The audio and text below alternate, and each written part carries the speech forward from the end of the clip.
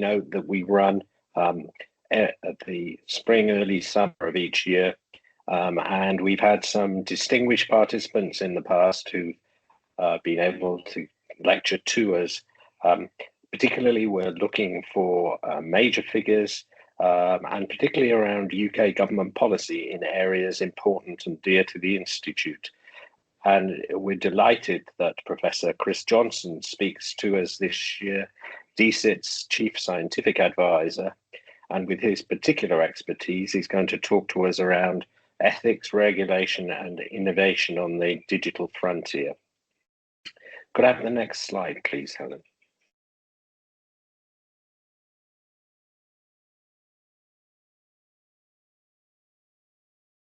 So there's a brief run through of where we're going. I think all of you have had this information beforehand.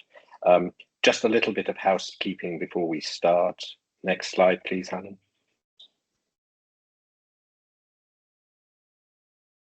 The lecture is going to last around 45 minutes. We have included a long question and answer session, and that's because we really want to use this opportunity with this large audience to start the debate around the issues that Chris is going to talk to us about. So please use the online question and answers panel, and then that will be managed by the team. And after the lecture, your questions will be presented to Chris during the main session. For those of you who are worried about these things, please note that the lecture will be recorded and it will be available afterwards to watch via our YouTube, Thomas Ashton YouTube channel. If you want to turn off your camera, please do so. While the lecture is progressing, please can you ensure your microphone is muted? And if you have any issues of any sort, please use the chat function to reach our team who will help in any way they can. So we value your feedback, and there's a QR code there that will allow you to complete our short feedback form at the end of the lecture. So can I turn to the speaker?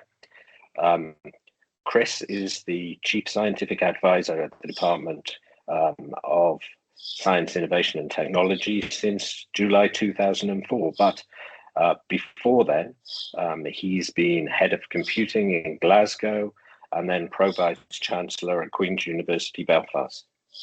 His research work covers problems at the interface of cybersecurity and engineering of safety critical systems, so important to the sorts of issues that HSE and ourselves within Ashton consider.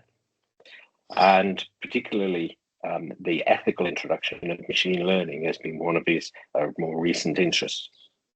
So with that, the 2025 Thomas Ashton Lecture is open, and I hope that I'm really looking forward to hearing what you've got to say, Chris. So over to you. Great, thank you. Normally at this point, I would say it's really great to see everyone, but I can't really see everyone, so we'll just carry on. I also am not a fan of PowerPoint in online talks, so I'm going to try and cover the material in a more direct way. I think the other thing I would say is that what I'm going to talk about are personal views and don't necessarily reflect the views of the department.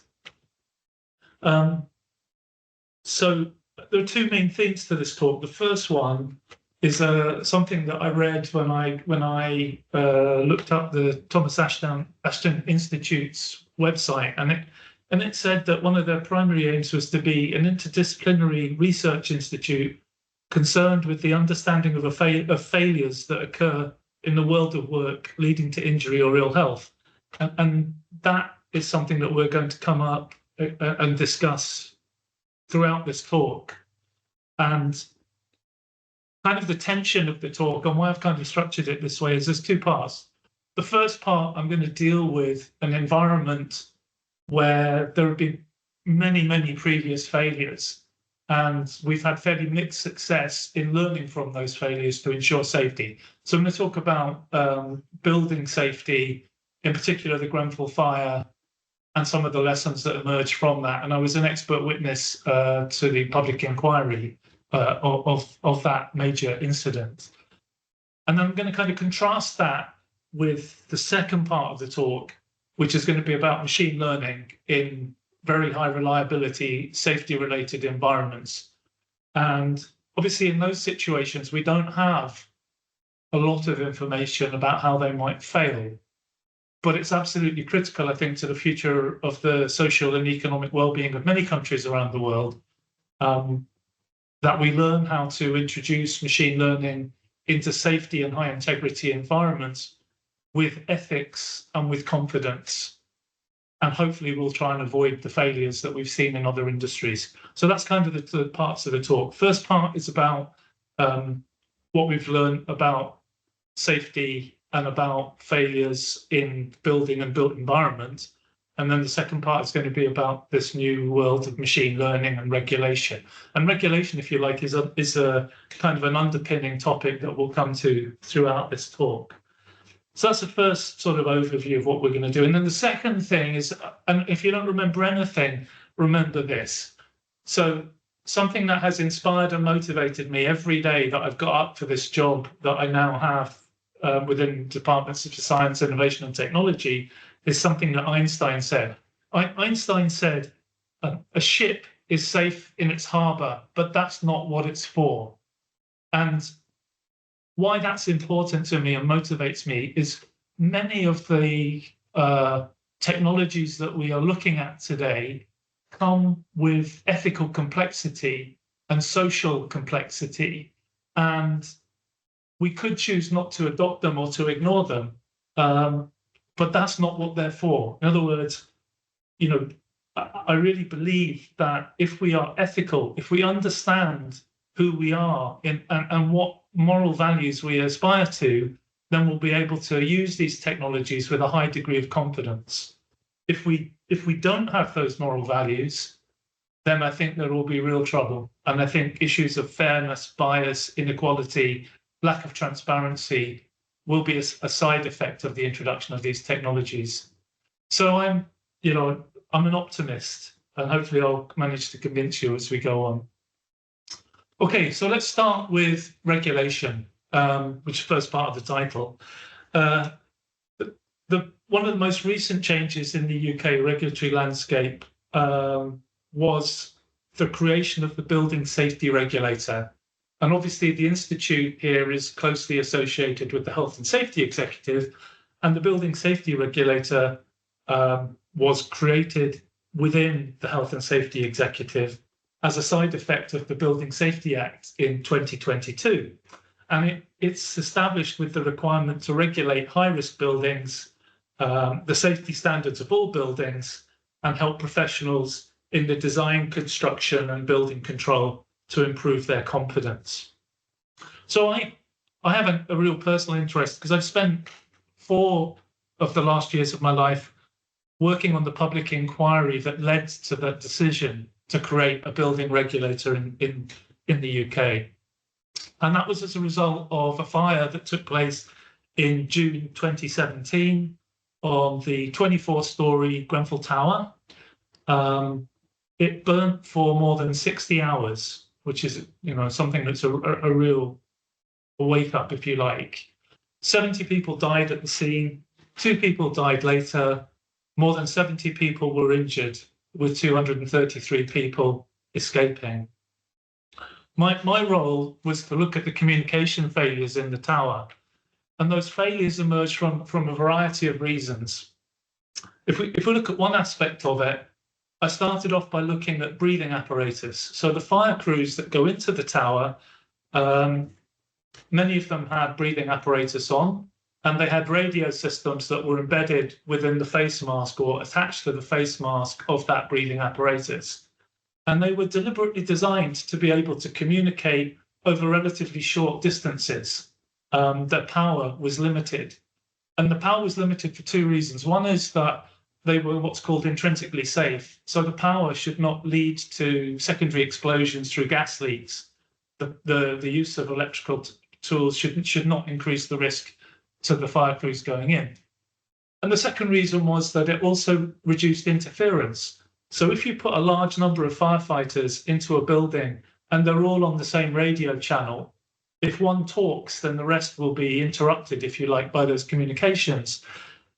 And the trouble then is that when large numbers of firefighters go into a building and they move further into the building, these radio systems, intrinsically safe radio systems, are not powerful enough to reach their colleagues who are at the firehead on the ground floor, for instance, as was the case in Grenfell. And so we had fire crews going deeper and deeper into the building, and communication was an increasing problem. And this is in the context of building safety, which, if you like, contrasts strongly with machine learning, where we have a very large amount of knowledge about the built environment and about building safety. So when I was expert witness at the public inquiry, one of the things I had to do was go back and look at as many previous fires in which communication failures had occurred, all of which were involving high-rise buildings and communication had not been impaired for the rescue services. And it was really difficult. The reason for that is that there is no easy central repository for information or lessons learned about the built environment.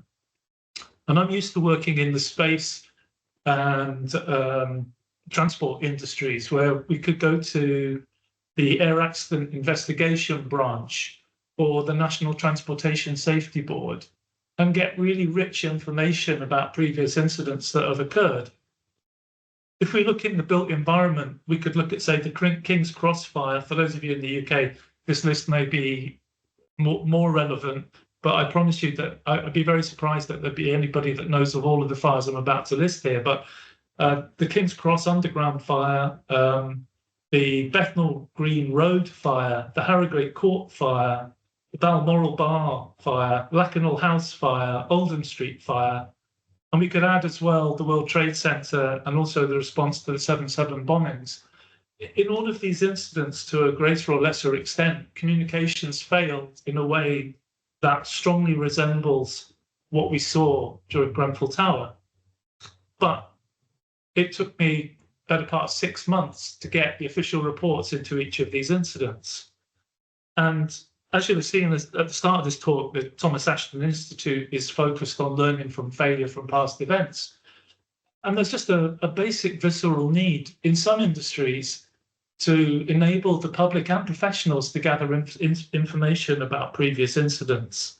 So an example of why that's so important is in all of those incidents I've mentioned, the official reports mention things like the loss of situation awareness. So the ability to understand the environment that we're in as we try and rescue the lives of those people who are involved in those incidents. In all of those incidents that I've described, the emergency personnel lost communication because of signal localization, as I described it for the Barry sets or these breathing apparatus sets in the Grenfell Tower incident. Other issues that arose in all of these incidents are that training in the use of communications and repair and recovery of communications was a central finding of the reports. For those of you in the UK as well, we could add in the Sanderson review into the Manchester Arena bombing, which also looked at failure of communications. And so even if we have a large amount of painfully gained experience, it's not guaranteed that we'll be able to deliver what the Thomas Ashton Institute aspires to. I'll also kind of mention in passing, and I'll come back to this again during the later sections of the talk, that we have limited information about how machine learning will fail or can fail in safety-related environments. We also have very limited information, but a growing amount of information about the risks of climate adaptation. So what are the characteristics and consequences of climate change in the built environment or elsewhere? And also, I would point out that we don't have any central repository of incident information for machine learning in safety-related environments or for climate adaptation, as far as I'm aware. And that's like Grenfell for me. Part of the reason I took the job as chief scientific advisor was to try and address those things that really worried me about what I saw in Grenfell. So I'd really embrace and welcome people from the Institute and elsewhere to work with me to try and communicate the real risks that we see from machine learning, not the hypothesized risks, and the real risks that we see from climate change, not the hypothesized risks, so that we can work as fast as we can to make society resilient based on information sharing and lessons learned. For those of you that are interested in climate adaptation, I would strongly urge you to go and look at the Rail Accident Investigation Branch's report into what was called the Stonehaven derailment, which illustrates a situation where a company was prosecuted on the basis of an accident that occurred largely through a failure to consider the risks of climate change. So we do have some incidents coming out, but they're not well communicated, and I can't be confident that we are well sort of equipped to learn from these incidents in advance, although things are changing and we are improving in that space, I believe. Let me think about some of the other things I would like to say. Although I focused on the failure of equipment in Grenfell, it's really important to stress, and again, come back to that use of the term multidisciplinary in the Institute's aims. The complications and failures that we saw in Grenfell in the response to the fire were truly socio-technical. And so a really specific example would be, although the decision was made to use these limited range radios, there were opportunities during pre-incident inspections where fire crews and others go into a building to identify the communication problems. And typically this would be done by a firefighter going to the bottom of a building and then a colleague going to the top and seeing whether their personal radios, which were stronger than these breathing apparatus radios, whether they would communicate. And that test, if you like, had a number of problems with it. So, I mean, one problem would be that the influence of fire affects radio signals, but very little is known about that. And when I was working on Grenfell, I only found one or possibly two scientific papers that really dealt with the influence of fire on radio communication, so radio propagation. So learning from failure is not just about the things that we may have seen in previous incidents. It also, when you're an advisor to government, triggers questions about the underlying science and technology.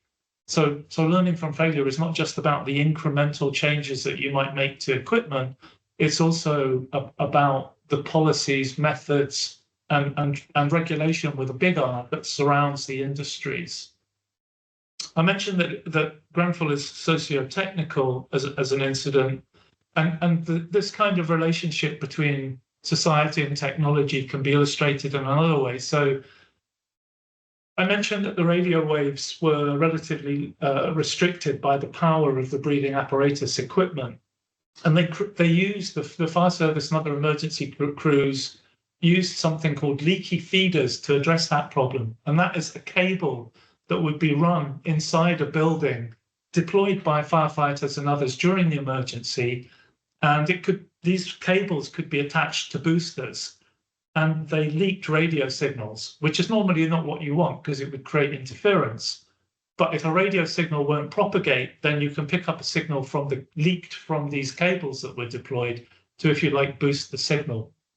And there was limited amounts of training on who could deploy these cables during the Grenfell Tower tragedy. And they weren't deployed until late on.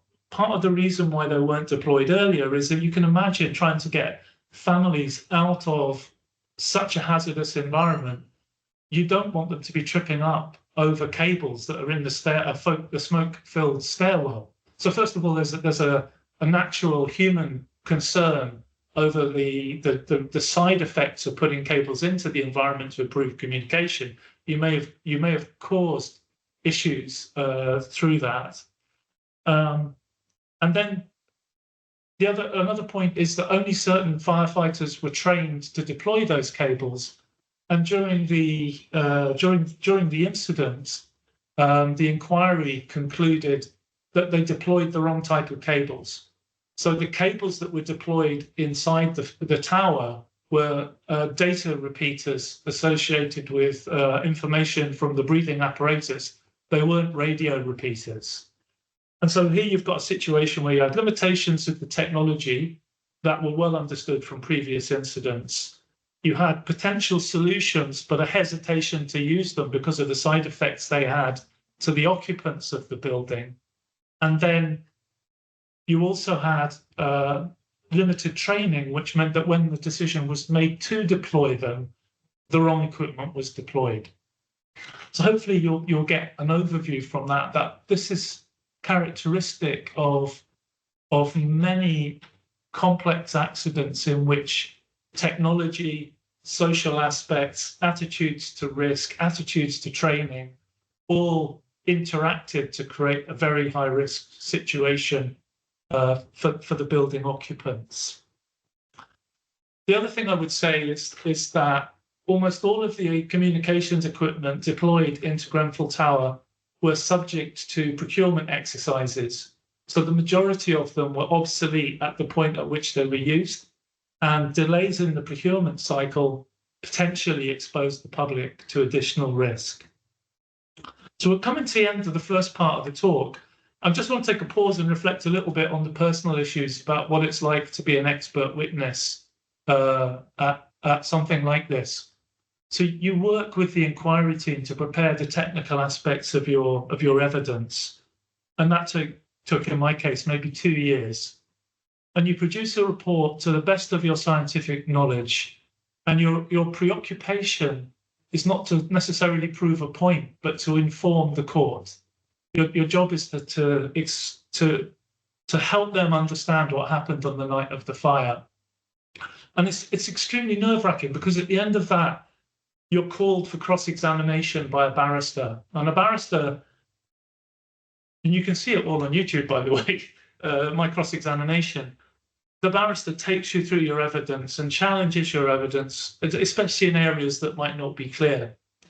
And at the end of your evidence, you are taken out of the court and you're put into a room that's deliberately secluded. So nobody can talk to you.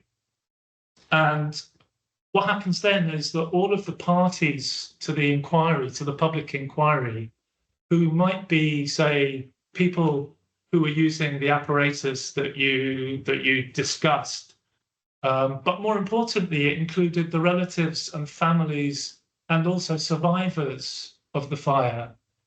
And they are given a chance to put further questions to you as an expert witness. So you're left there on your own in this room to think about whether you managed, in my case, about 3 or 4 hours, to get across all of the things that you have discovered in a clear way through your evidence. And that's a terrible thing because you know the responsibility that you bear throughout this process. Anyway, in the room that I was in, there was a little label and it said, if your experience in this court has caused you any psychological issues, ring this number. And there was a number of the NHS, National Health Service line to provide you with psychological support. And I thought, and the thing that was most clear to my mind at that point was anybody that had been through the experiences that I'd had to go through to read what happened to the people inside the building and to those who responded. It's almost to me more worrying if somebody wasn't psychologically affected by that. But at the end of it all, I went back into the court and there were no questions. In other words, all of the people that had been in the inquiry accepted the evidence that I presented. And that had a profound effect on me and still does. So that's the end of the first part of the talk. So I wanted to explain to you a bit about how important what the Thomas Ashton Institute is, in the sense that understanding and mitigating risk from previous lessons is absolutely essential to the way in which we improve safety. But I also want to point out that even in areas of safety for which this should have been common practice for hundreds of years, there are still major failures, I think, and major opportunities to improve in how we share information about previous failures. So in this case, I've looked at buildings, but I also point out, and we'll go into the second half of the talk in a bit more detail, that there are new challenges coming for which we necessarily will not have this degree of information, like machine learning and like climate adaptation. And so that doesn't mean our skills are useless. It means that we just have to maximize and learn as much as possible from those previous incidents as we possibly can. And if you go over the YouTube thing, you'll see I mentioned a rail accident investigation branch report as a starting point for climate adaptation.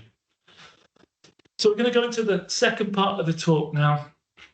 And the second part of the talk is about ethics and regulation and innovation, in particular with machine learning.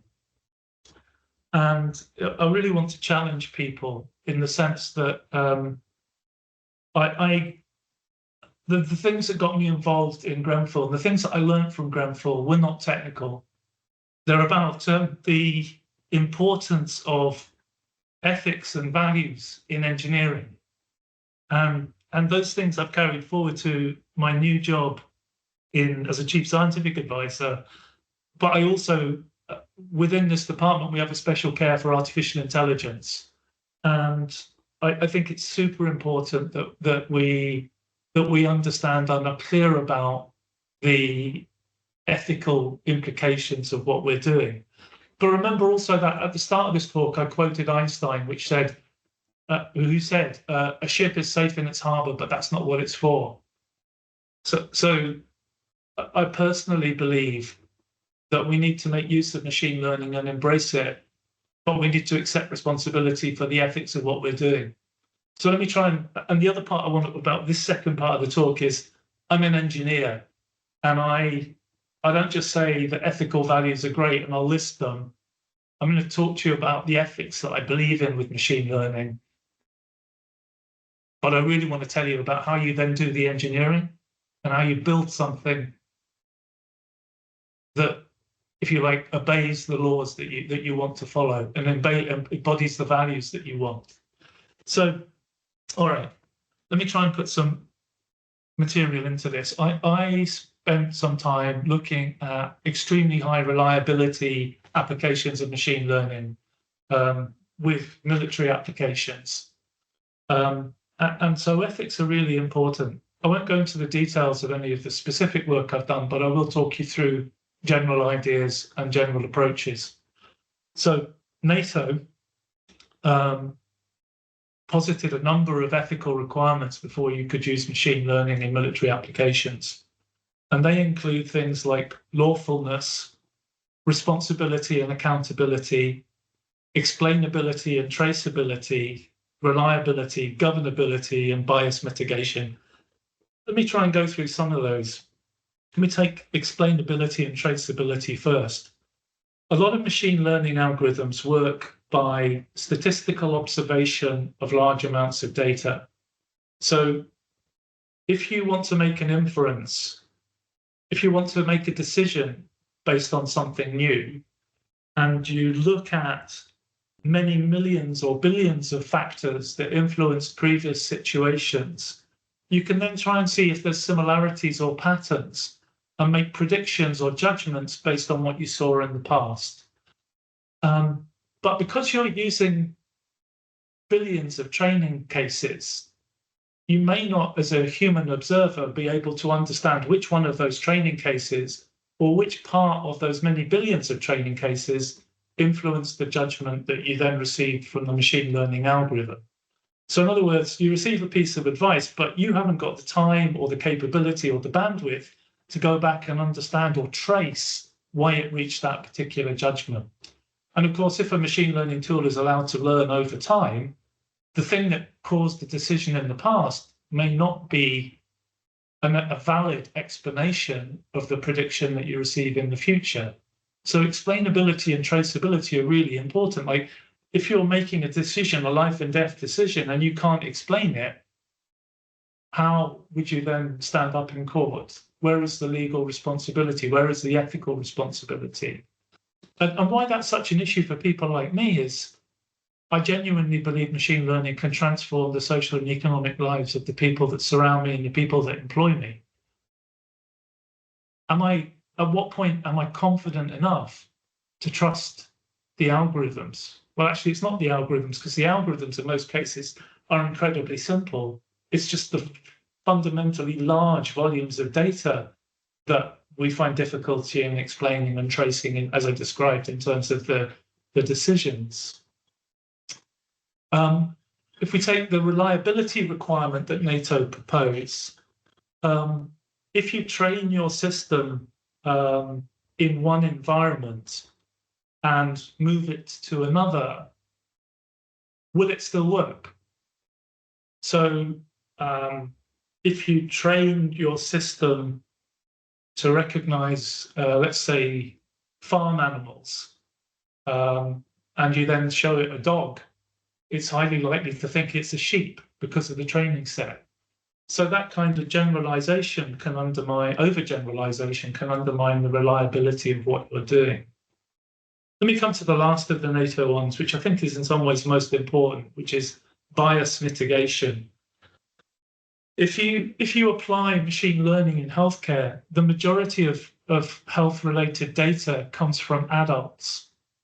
And it comes from adults in certain socioeconomic classes, and there may also be racial biases in the data because of the way in which the data was curated and preserved.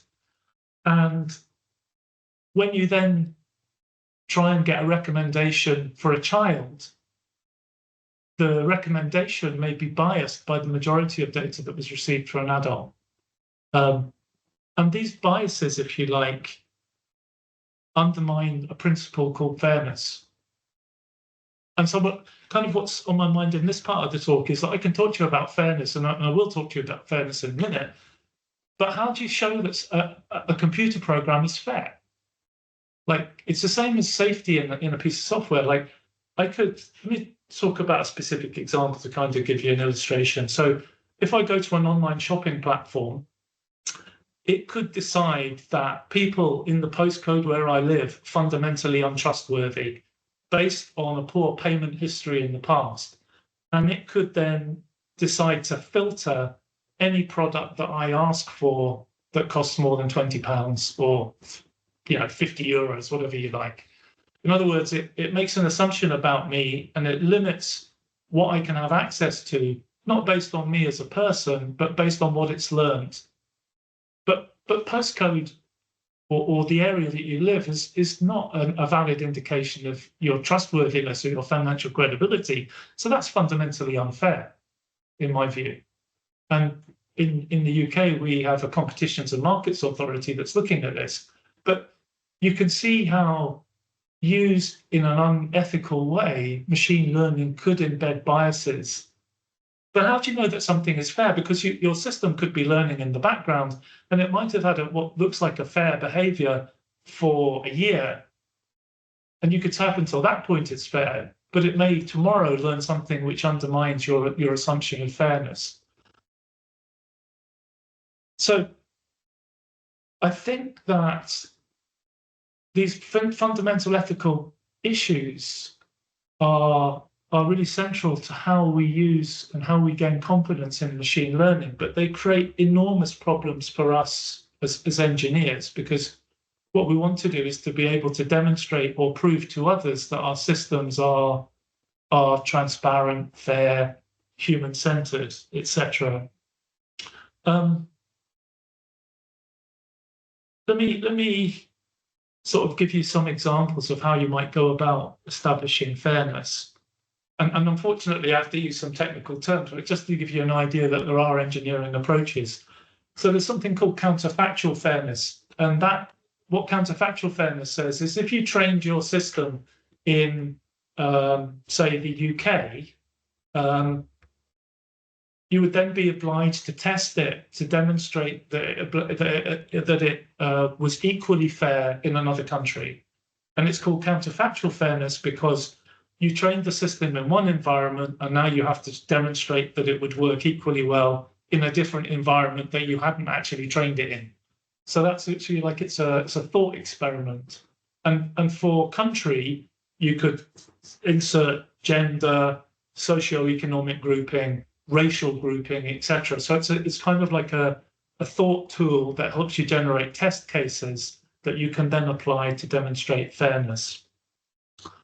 You could also have other techniques that are called things like demographic parity, which is where you look at the population that you're about to provide advice to and you make sure that they're adequately represented in your training set as they go. So the point I'm trying to make here is that I strongly believe that these ethical principles should guide our adaptation and our adoption of machine learning. And I think that fairness, transparency, human control, we'll come on to that in a second, are really important, but they are meaningless words if we don't translate them into things that have a testable property that regulators can use, for instance, put very simply. Within my own job at the moment as a scientific advisor, my department has created something called the Fairness Innovation Challenge. And it's an attempt by government to address the challenges that biases and discrimination introduce in AI. And I think it's a really brilliant piece of work. I wasn't involved in it, but it's something that it gives you a beacon of hope. So it was devised in collaboration with the Equality and Human Rights Commission and the Information Commissioner's Office to make sure that we understand and have clarity about socio-technical bias and things like audit solutions, tools that regulators can use to improve confidence that when we help this ship leave the harbour, that we're sailing in the right direction. Okay, so just for information, we've awarded funding to the Open University to look at fairness in machine learning for higher education, the Alan Turing Institute to look at fairness in finance, King's College London to look at fairness in healthcare, and Coefficient Systems to look at fairness in recruitment. Just by saying those words, I hope you get an idea of how important ethical values are in the regulation of machine learning across all of those different domains. So this general approach that I'm providing or sketching to you is that we have ethical values that give us confidence in our application of machine learning, but they're meaningless if we don't have a means of auditing them. Within the work that the Health and Safety Executive do and the Thomas Ashton Institute do, I think it's super important that we look at the reliability criteria that I mentioned before. So previously I was talking about fairness. If we look at reliability, there's a whole series of issues that are particular to machine learning that are new. So as I mentioned before, the algorithms that we use in machine learning are relatively simple, but the data is super rich. And that introduces new failure modes. I think many of you on the call will be familiar with failure modes, effects, and criticality analysis or safety engineering techniques that use failure modes. But these machine learning algorithms don't fail in the same way. They don't go too fast or too far in that sense. They have things like side effects. So learning on a group of adults may lead to a prescription of a dose for a child that cures their underlying symptoms but kills them because the drugs are toxic. In other words, it it pursues the cure of the illness, but a side effect of that, because of an inappropriate training set, is the person dies from a side effect. And so this is a particular failure mode that's been recognized in machine learning. And I'd recommend everybody on the call look at a Microsoft paper called The Failure Modes of Machine Learning. And I looked at it about 5-10 years ago, and it just totally changed my view of this area. It was jointly written with Harvard, and it produced a taxonomy very much like failure modes that you can use when you're looking at a new project to guide your analysis of the dangers that might arise. And so, to me, it's a transformational contribution. And more recently, MITRE has developed that into the Atlas framework. And the Atlas framework, again, you can get it online, is an expansion of the original Microsoft Harvard work. And it looks not just at failure modes that can arise through poor engineering or bugs, but it also looks at adversarial attacks. So it considers the cybersecurity aspects of machine learning. And to me, this is the next step, if you like, for people like the HSE and Thomas Ashton, which is that there are new challenges to regulation, there are new challenges to the safety critical industries, and they're there because they drive innovation. So you'll see now, hopefully, how the three themes that I gave myself, regulation, ethics, and innovation, are all at the forefront, or should be at the forefront, of what both Thomas Ashton and Thomas Ashton himself originally was right at the crux of this in the Industrial Revolution in the UK and the promotion of factory safety that in its time led on to the Health and Safety Executive. But the next step in this journey is to really understand the lessons of failures as we learn them in things like machine learning, and then to anticipate where they might occur in new industries that they've never been applied before. So that kind of concludes a lot of the technical material. I just want to kind of summarize and promote a little bit the work that goes on in this building. I sit within the Department of Science, Innovation and Technology. It's a part of the UK government that deals with the majority of public funding for research. So UKRI, UK Research and Innovation, its funding is largely driven through this department. But we are also responsible, we are also the digital centre of government. And as Chief Scientist, these issues that I'm discussing are absolutely central to the majority of my working days here. Within this department, we have an AI assurance team. And I mentioned before the work that they've done on fairness, but they're also working on things like something called the AI Governance Essentials, which is a toolkit to help startups and SMEs to understand this new world that we're moving into. They also have a terminology tool for responsible AI that provides you with, and I haven't had time to describe or go into every term that I might have used, so I hope you forgive me for that. But we can provide people with access to the terminology tools that will describe these terms in greater detail. There is also a forthcoming publication on assuring responsible futures for AI, which is linked to the government's AI growth plan. And these things that I'm describing are fundamental in the sense that I believe unless we think about assurance, we won't have the self-confidence to limit harm to the public as we move for growth in these areas. Within this building, we also have the Regulatory Innovation Unit, or RIO, and they've been working on topics like an AI airlock within healthcare.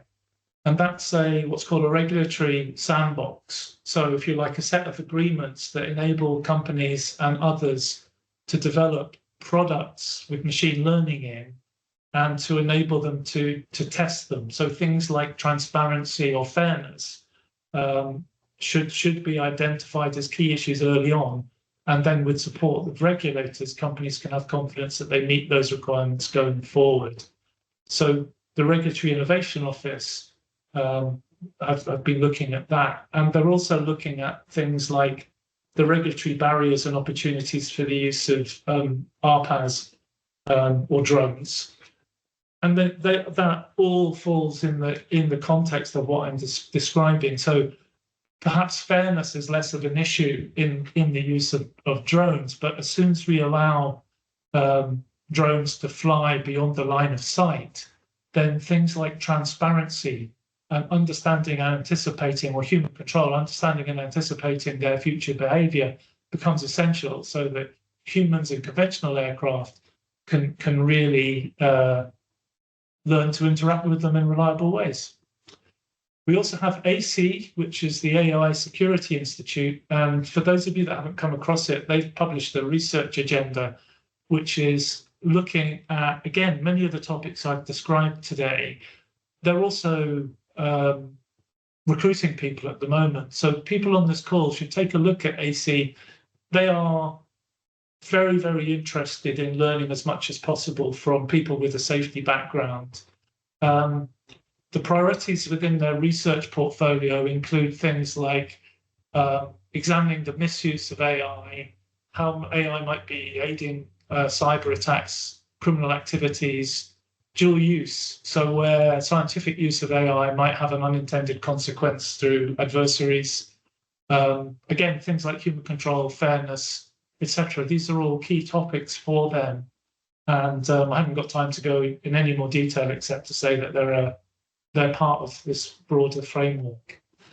There's also, coming to the very end of the talk now, work on a AI management essentials framework, which is trying to synthesize and provides a self-assessment for organizations to see whether or not they've got appropriate management structures in place. So if you hire an AI specialist and think that that's the end of the story, it's never going to be. So for instance, if you do many of the things I've described, and then you retrain your AI, does that mean you have to go back to the very beginning and start through all of the tests right from square one? So the use of AI in safety critical environments is almost like a lifelong commitment to understanding its life cycle and its retraining. And the benefit of AI is you can retrain it. So if you don't address these longer management commitments, then I think you'll fail to achieve what we aspire to in terms of the use of ethical machine learning. So the very last thing I'll say is all of this is a personal responsibility. Like I got into this job because of what Grenfell did, and I really believe that the things that the Thomas Ashton Institute stands for are part of this narrative, and that the things that safety professionals have learned over the years are valuable and essential for the next 10. But none of it will make any difference if we don't communicate with the public. So I've taken in the last couple of months responsibility for the public attitudes work to science within government, especially within DCIT. And we're going out as part of a 20-year or so commitment to understanding what the public thinks about these issues. So having said all the things I've said before, 3 weeks ago, I went to a meeting in Parliament just over the road, public meeting on the use of AI. And every public message that came across there was about concern, about, is it fair? Is it equitable? What are the harmful effects? And the use of qualitative methods and of behavioral science to first of all understand these attitudes and then enter into a dialogue that will hopefully change public attitudes is really, really important. So to wind up, this ship is, if only hadn't made it quite so many shoulds. Einstein said, this ship is safe in its harbor, but that's not what it's for.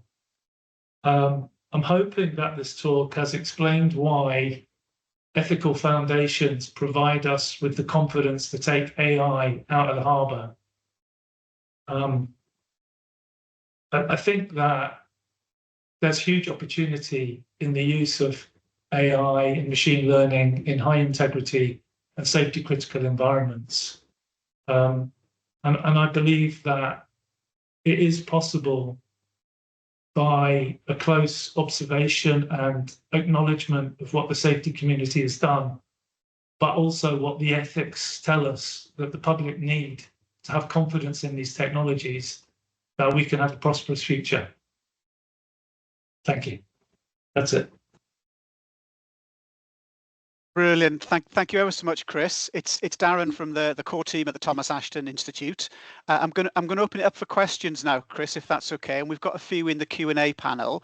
But just before I do that, I just want to flag to everybody on the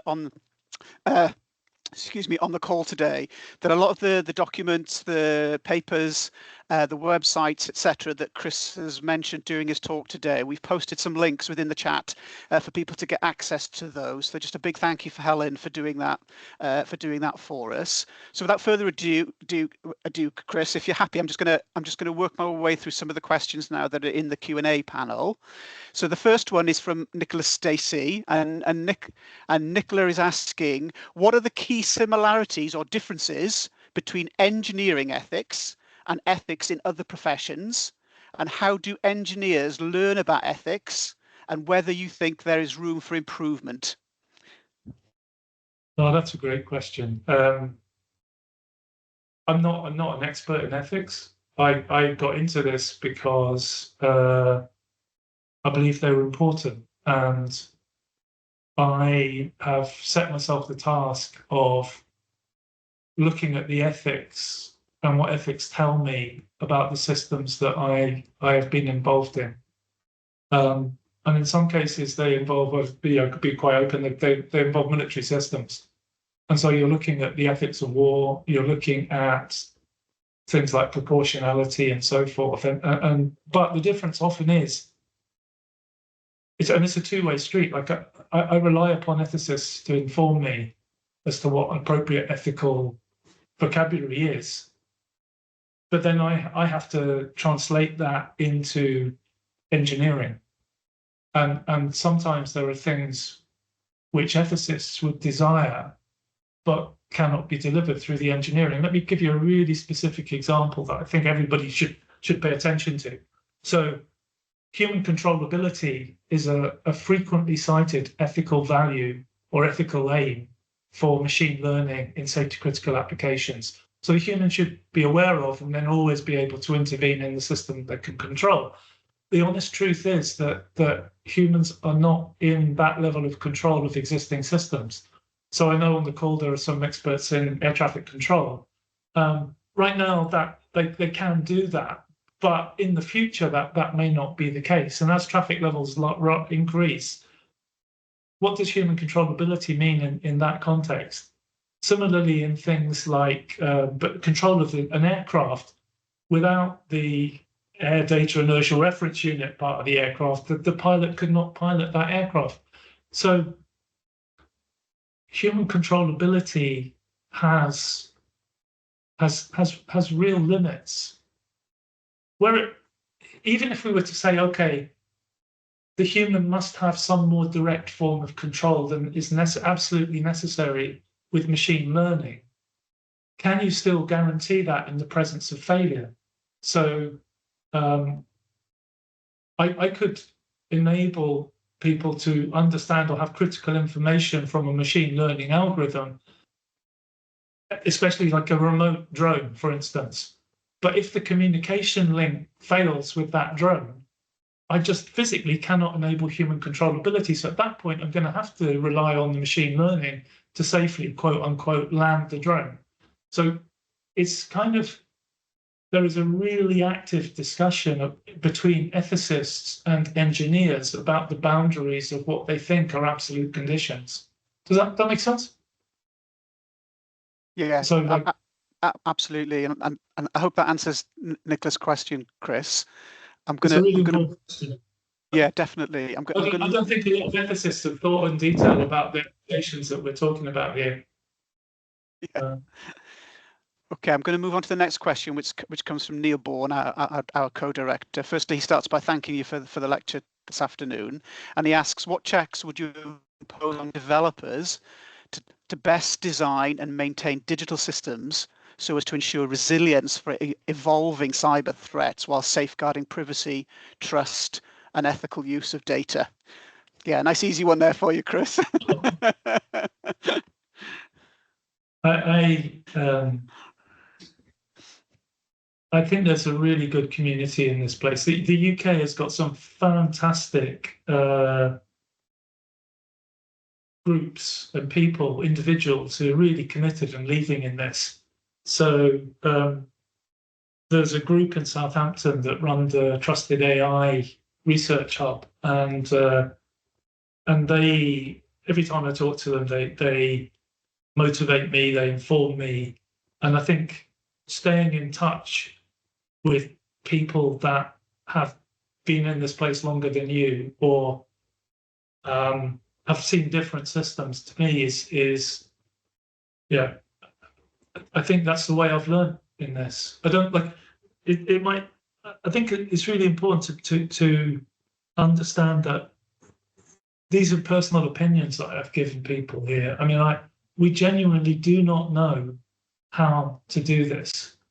Like a lot of the things I used to teach when I was an academic, I could be pretty confident in. So, 26262 and other similar safety standards, I think are really, made a huge contribution, and I can teach them with confidence. Not necessarily that there's huge evidence that they're effective, but I genuinely understand and have used them enough to know that they work. I've used these sorts of techniques on a couple of projects, and I have real confidence that they have improved what we've done. That's not the only way of doing it, I think. So to give you some more specific examples, we used to have something called a safety duty holder on a lot of the projects I run or ran. I believe that things like an ethics duty holder is something that we probably need in a lot of projects, and that, especially with machine learning, that is to do with unintended consequences, fairness, etc. And there are proposals, that could take really radical regulatory action if you didn't obey those properties. But ethics also include things like sustainability. So this is part of a much broader dialogue. That's why I mentioned things like climate adaptation is important within this field. And I think that, ethical responsibility, sustainability, reliability, safety, and security are all part of that dialogue. I mean, obviously, within the specific areas of cybersecurity, there are things that you can do. So adversarial testing, the use of machine learning to identify weaknesses and vulnerabilities in your security system is almost routine these days. But I think even then there are lots of issues and dialogue within this space. So an example would be many of our protective systems in cybersecurity use elements of machine learning. So they learn from the signatures of previous threats. And there is always the possibility, as we saw in CrowdStrike, which not necessarily about the machine learning application, but that your critical application is taken down by a problem in the environment that was designed to protect you. So although machine learning can be used in a defensive manner to increase assurance, there are also problems that the use of that machine learning, if it's not transparent, if it's not sufficiently understood, if it's not reliable enough, may also compromise your system. So again, just as in the pure safety arguments I've made in the cybersecurity aspects of the question, this is a really open area, and organizations like the HSE and the Thomas Ashton Institute have a huge role to play in shaping the future of these questions. Yeah, definitely. Thanks, Chris. I've got a related question now from Kath Noakes, and she asks: do you think there is a risk that AI and machine learning runs out of real data and deviates from changing risks?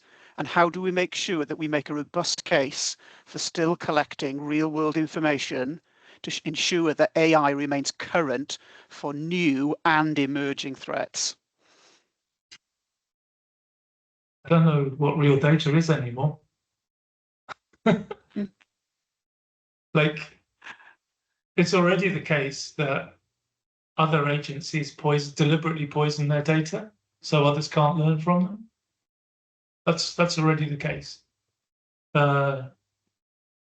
Within the UK, we have the Office of Statistical Regulation that sets down very clear criteria within government for how we use data. And they also, like I've very flag post that maybe Helen can help here, but the Office of Statistical Regulation have published guidance on the use of machine learning, which is very, very relevant to that question.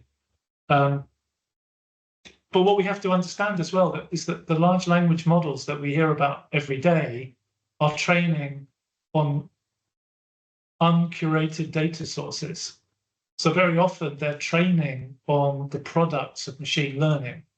So that's why I was saying I don't know what real data is anymore, because these large language models could learn hallucinations because they're not learning from primary sources. Within this department, we have a real care for that, in that most of the government data that we have is curated. So if we train on the data sets that we have control over, we can have confidence that they haven't been influenced by the side effects of undue inferences from large language models. Because obviously what could happen is if a large language model is biased, it could generate synthetic data, which is then used as a training set and treated as primary data by another learning model, which then reinforces the bias. So, it's a great question. It's something that here we're really aware of. And it's something that I think when I talk about the public attitudes to science, a lot of the concern over machine learning, in my view, is unfounded, but this isn't one of them. This is one of those topics that we need to talk to people about, and they need to understand, and we need to protect against it going forward. Yeah, absolutely. Thanks, Chris, and thanks for the question, Kath. And I think Chris and audience, I think Helen has found the link to that document that you just mentioned and has posted that in the chat. So I'm going to move on to the next question now, if that's okay. And this is from Adam Fenton, and he asks, do you see any issue that for meaningful regulation of AI and machine learning to occur, developers need to disclose proprietary information to regulators, and they may be unwilling to do so? Oh, okay, many different things in that. Right. So first of all, let's say for anybody that's out there who's a regulator, I organised a kind of teach-in on cybersecurity. I think it was in January, across regulatory bodies in the UK. But if you're overseas, you can see if you can join as well. And we're in the process of doing another one for AI to provide people with a kind of a background, but what I try and do is not talk like this. I mean, it's very rare that I talk like this, but to get the major companies involved in presenting to talk to regulators about these issues and so on. So if you're interested, then if you mail CSA@DCIT, then I can add you to the list. Okay, so that's one thing. That's a fantastic question, but it's no different to where we are today. So when somebody from the health and safety executive goes to a factory or to a company that produces software that is in a robot, for instance, they might like to see the software. And the company that spent millions on producing that software is going to be very reluctant to provide them with access to the source code. In effect, the question is fairly irrelevant. I don't mean that in an offensive way, but like with the best will in the world, the health and safety executive and most regulators have very, very limited amounts of time. And they certainly couldn't go in and understand the millions of lines of code that might be developed in an industrial robotics system. Similarly, if you were to provide a regulator with access to the software of a machine learning algorithm, it would be excruciatingly boring. In most cases, the core algorithms would be very similar. They'd largely be numeric and would have absolutely no meaning if you didn't look at the data that was used to train it.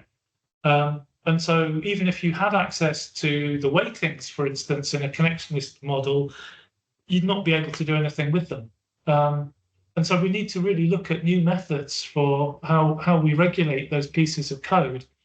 And I refer you to 61508, which I mentioned before, which is the kind of standard for the assessment of safety in programmable devices, if you like, in industrial settings. And it doesn't rely on access to the source code, but looks at development practices over the life cycle. And there are extensions or proposed extensions of that to deal with machine learning. But equally, I point you towards Atlas and other things, which are resources that can be used in a more focused way in testing. Because part of why I think this is a new generational issue is that the code isn't it. It's people say the value is in the data, and that's absolutely right. So yeah, great question. Great question. Great. And that's thanks, Chris. And yeah, we appreciate it. Thank you for that. And thank you for the question, Adam. So you've talked about and mentioned HSE quite a lot, Chris, in your presentation and in response to some of the questions. So I've now got a question from Andrew Curran, who you'll know. He says, fantastic presentation. Thank you, Chris. He says that regulation is often seen as a barrier to growth. How can this narrative be changed so that effective regulation could be regarded as an enabler for growth and not a barrier to growth? Yeah, it's a great question. I mean, like personally, I think I've hopefully given you a narrative through today where at no point have I viewed regulation as a barrier to growth. I believe that ethics provide confidence to do new things that we would not have that confidence to do anyway, otherwise. And also I believe that ethics are an enabler to get the public to accept, or to encourage the public to accept things that they are currently fearful of right now. I'm involved in the Oxford-Cambridge ARC work that the Chancellor is promoting. And I think we see increasingly in the growth areas of the economy interaction between regulators. So really interesting opportunities for growth arise in, I mean, the obvious one is something like hydrogen, where many different organizations have aspects of it, depending on whether it's used in transport, electricity generation, or electricity store or power storage or what have you. And you know, so, and also the technical background that I've given in this talk, you know, raise new issues too. So I think we're at a really fruitful point where, you know, the Regulatory Innovation Office should help us go through a period of transition where the regulators do become the engines for growth. They create the confidence, not just in people like me or the public, but in the entrepreneurs, that if they invest in a certain area, they won't be shut down.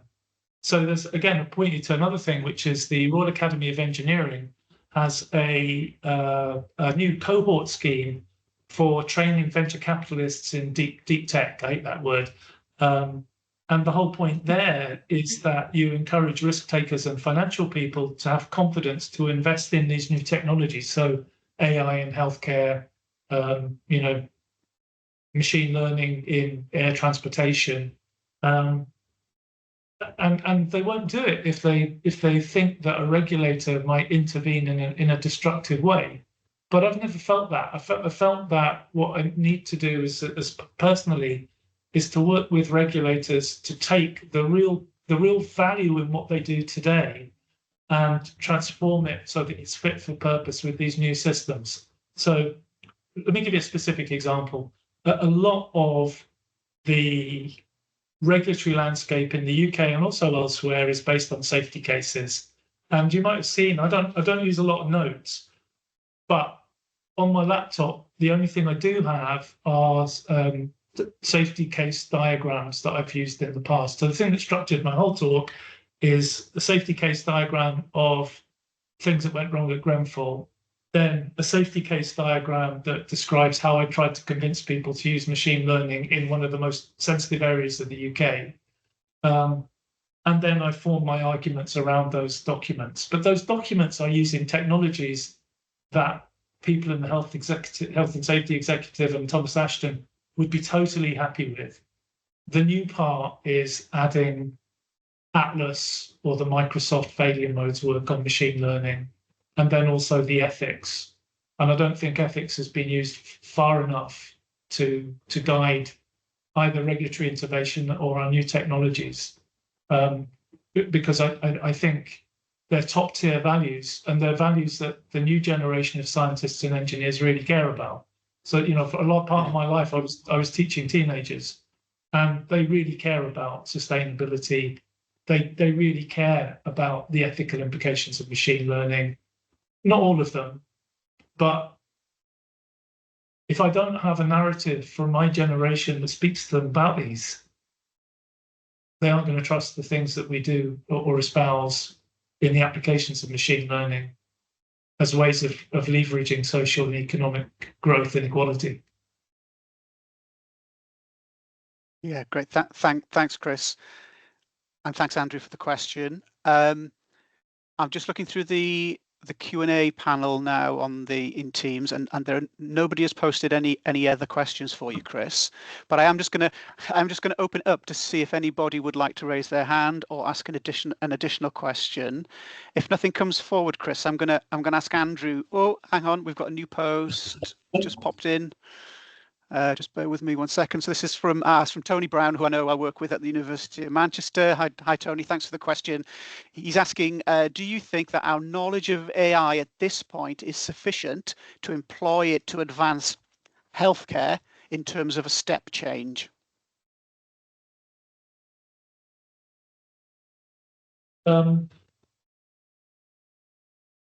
Yeah, I do, but probably not in the way that's intended.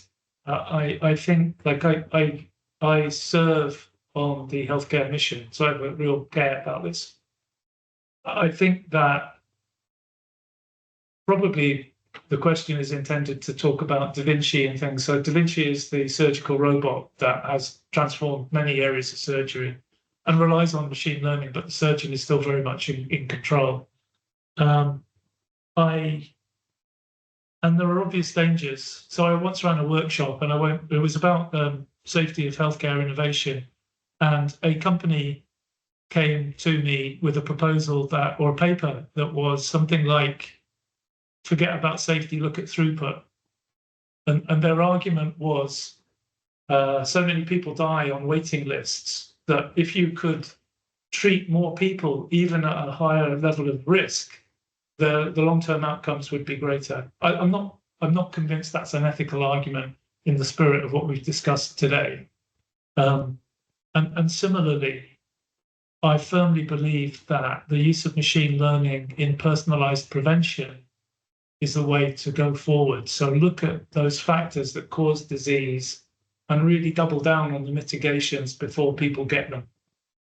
If what we do is optimize treatment for people who are already suffering long-term degenerative illness, I think that's a testimony of doom, and it's not an approach that can sustain the demographics of this country into the future.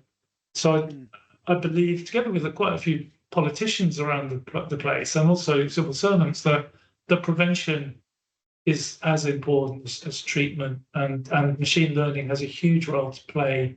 And I think the HSE, again, are looking so much more at health than they were in the past, workplace health and occupational health.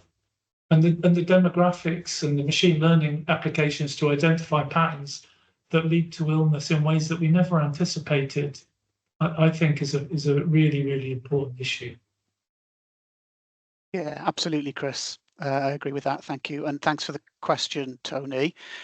So if Andrew Curran is online, I'm going to ask Andrew now, Chris, to kind of close out on from his perspective, and then we'll ask Neil to close out today's session as to bring it to a close. If Andrew is online and can unmute and join the conversation, Thanks, that would Darren. be great.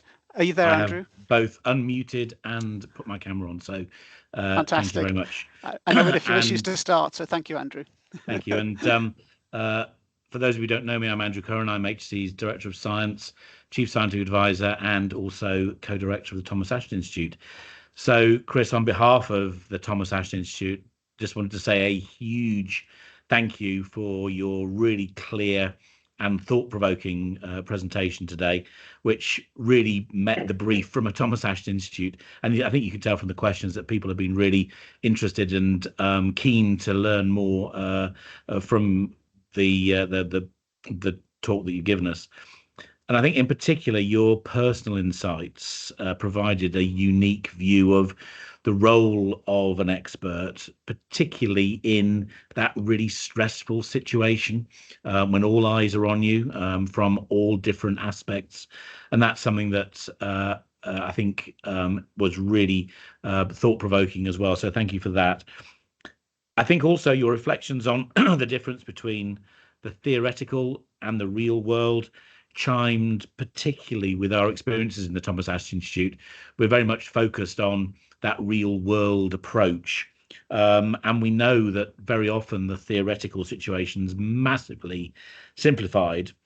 And that real world includes the known and the novel interactions between all aspects, the plant, the processes, the product, and most importantly, the people, to form ultimately a complex system. And unpicking those complex systems is really what the Thomas Ashton Institute's all about, and why we have the mix of skills that we have to understand how those interfaces between the various components can lead to failure, and understanding failure can help design it out to enable safe deployment of new technologies. So I think your presentation helped sort of just underline that, and we're incredibly grateful for you giving your time, which I know is incredibly valuable. So thank you once again, and I'll pass on to Neil. Yes, thank you so much, Chris, for all the effort that you put into preparing for this lecture, given, as Andrew says, your ludicrous schedule, and I'm sure your diary is, similarly busy.